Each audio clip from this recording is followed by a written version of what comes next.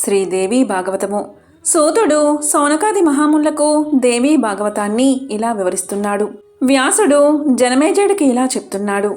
ఏకవీరుడు ఒకనాడు అతను వేటకి వెళ్ళాడు. ఆ అడవిలో ఒక అందమైన కన్య ఏడుస్తూ కనిపించింది. ఏకవీరుడు ఆమె దుఃఖానికి కారణమడిగాడు. ఆమె చెప్పింది. ఆమె పేరు యశోవతి. రవ్యుడికి మంత్రి కూతురు ఆ పిల్ల. రవ్యరాజు కూతురు ఏకావలితో కలిసి గంగా స్నానానికి వెళ్ళింది యశోవతి. అక్కడ కాలకేతుడు అనే రాక్షసుడు వీరిద్దరినీ అపహరించాడు.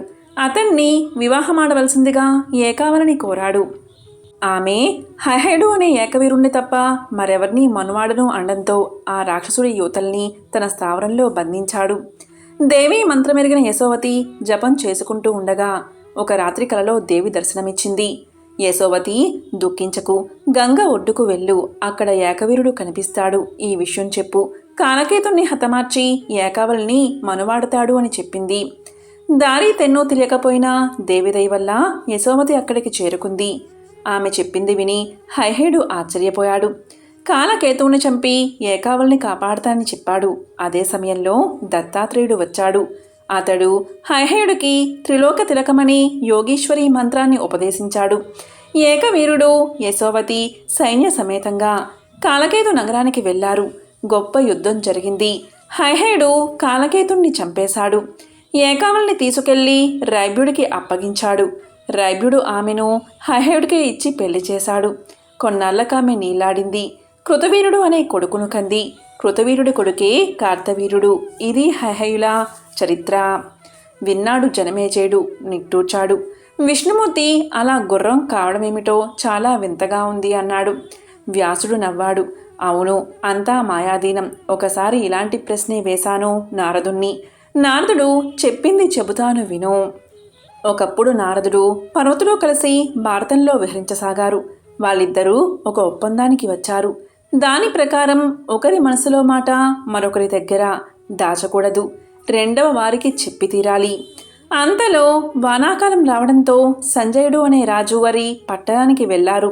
వాళ్ళు అక్కడే చాతుర్మాస వ్రతం చేసుకోవాలి అనుకున్నారు. ఆ రాజు కూతురు దమయంతి చక్కని చుక్క.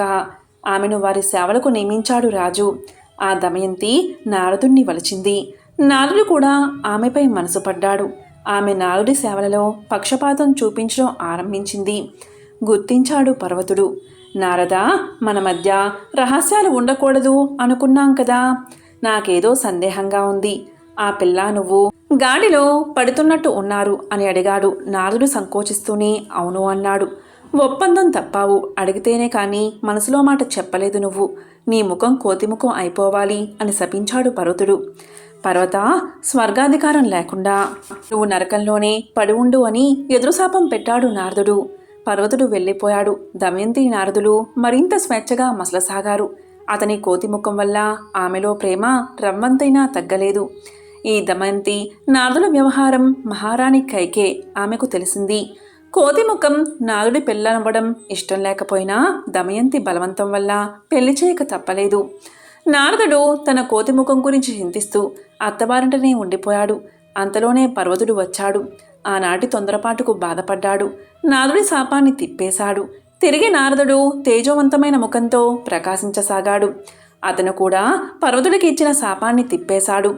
నారదుడంతటివాడు ఎలాంటి మాయలో పడ్డాడో చూడు.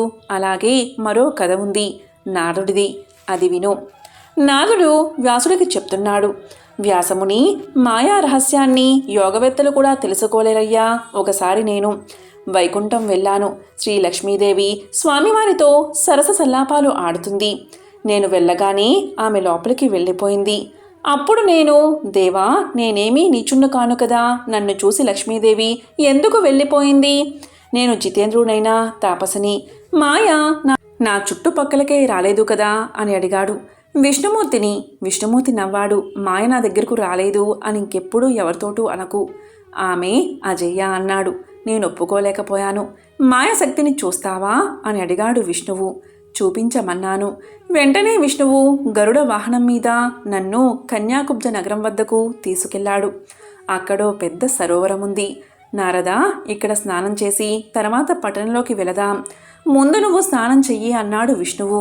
వీణ లేడి చర్మము విష్ణువుకు అప్పగించి స్నానానికి దిగాను నేను. ఒక్క మునుగు మునిగి లేచానంతే ఆడదానిలా మారిపోయాను. నా ఒంటి మీద మంచి కోకలు, మంచి నగలు ఉన్నాయి. గతం గుర్తులోనే లేదు. అప్పుడే అక్కడికి తాళధ్వజుడు అనే రాజు వచ్చాడు. నన్ను చూశాడు, ప్రేమించాడు. నాకెవరూ లేరని, ఏమీ తెలీదని చెప్పాను. అతను నన్ను అంతఃపురానికి తీసుకువెళ్ళాడు. రాత్రింబవళ్ళు మేము సుఖంగా ఉన్నాం. నేను అతడు కలిసి మధుపానం చేసేవాళ్ళం. నేను నారదుడు అన్న సంగతే గుర్తురాలేదు నాకప్పుడు. 12 ఏళ్ల తర్వాత నెల తప్పాను. అది మొదలు 12 కొడుకుల్ని 8 కూతుల్ని కన్నాను. వాళ్ళ పెళ్ళిళ్ళు అయ్యాయి. కొడుకులు కోడళ్ళు కూతుళ్ళు అల్లులతో మా ఇల్లు కలకల్లాడేది. అంతలోనే శత్రురాజును యుద్ధానికి వచ్చారు. నా భర్త శత్రువులకు వెన్నెచ్చి పారిపోయాడు. శత్రువులు బలవంతులు కావడంతో నా కొడుకుల్ని మనల్ని చంపేశారు. గోరున ఏడ్చాను. ఒక అందగాడైన ముసలి బ్రాహ్మణుడు కనిపించాడు. అయిన వాళ్ళు పోతే మైలస్నానం చెయ్యాలి, పద అన్నాడు. నన్ను తీర్థస్థానానికి తీసుకెళ్లాడు. అందులో మునిగి లేచాను నేను. ఆశ్చర్యం, నేను నారదుణ్ణి. ఎదురుగా విష్ణువు నా వీణ లేడి చర్మాలతో నిలబడి ఉన్నాడు. మాయ నీ చుట్టుపక్కలకే రాదన్నావు కదా నారదా అంటూ మందహాసం చేశాడు. ఆ మహామాయ లీలలు అతి విచిత్రాలు, దుర్ఘటాలును జగింది అర్థమైంది. సిగ్గుపడిపోతేనే బ్రహ్మలోకం వెళ్ళాను. మాయని గెలవడం ఎలాగా అని అడిగాను నా తండ్రిని. భగవతిని ధ్యానించడం తప్ప మార్గం లేదు అన్నాడు నా తండ్రి బ్రహ్మ. వ్యాసుడు చెబుతున్నాడు. అలా చెప్పాడు నాకు నారదుడు. కాబట్టి జనమేజయ, మాయా పాఠశాల నుంచి తప్పించుకోవాలి అంటే భగవతిని ఆరాధించాలి. ఈ దేవీ భాగవతం అన్ని పురాణాల సారం, వేదాలతో సమానం ప్రమాణగంధం. దీన్ని చదివినా విన్నా జ్ఞానం కలుగుతుంది, ధనధాన్యాలు కలుగుతాయి, కైవల్యం అభిస్తుంది అన్నాడు వ్యాస మహర్షి.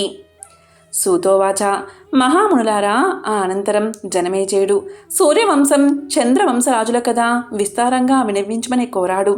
అతని కోరికను అనుసరించి వ్యాసుల వారు ఇలా చెప్పారు. ఆ 2 వంశాలేనన్న మాటేమిటి? ఇతర వంశాల రాజుల కథ కూడా చెబుతాను విను. శ్రీ మహావిష్ణువు నాభికమలంలో బ్రహ్మ పుట్టాడు.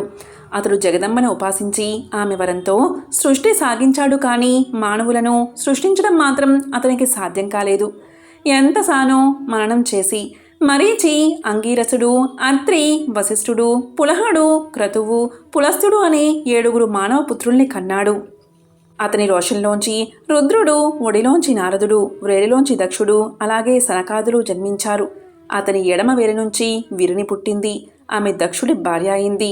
ఆమెనే అసిగ్ని అని కూడా అంటారు. నారదుడు ఆ అసిగ్ని గర్భానే పుట్టాడు. నారదుడు క్షమించాలి, మధ్యలో కలగజేసుకున్నాడు జనమేజయుడు. నారదుడు బ్రహ్మకు మానస పుత్రుడు కదా, మరతను అస్నికి గర్భాన పడ్డమేమిటి అన్నాడు. మంచి ప్రశ్నే అడిగావు. దక్ష ప్రజాపతిని ప్రజాసృష్టి చెయ్యమన్నాడు బ్రహ్మ.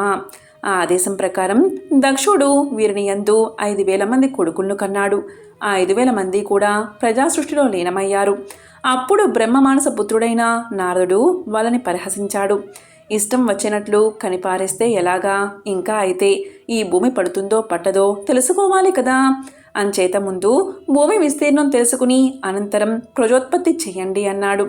నిజమే సుమా అనుకుని భూమి అంతు కనుక్కోవడానికి 4 దిక్కులా వెళ్ళిపోయారు వాళ్ళు. ఈ విధంగా సూతుడు సౌనకాది మహామునులకు శ్రీదేవి భాగవతాన్ని వివరిస్తున్నాడు. ఓం శ్రీ మాత్రే నమః.